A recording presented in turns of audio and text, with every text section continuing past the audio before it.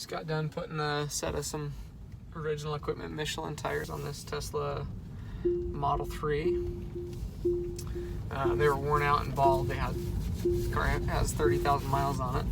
We're just running it down to get an alignment done on it, subbing that portion out, but the tires went well. The Michelin tires have this foam rubber insert inside them if they're Tesla rated, so that was kind of cool to see.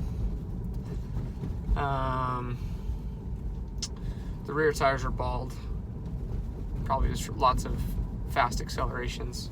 Front tires were also bald and even more bald on the inside, probably from the alignment, maybe possibly the toe alignment being out. So we're just gonna run it down right now and drop it off at the alignment shop and drive it back up here. Pretty fun little car.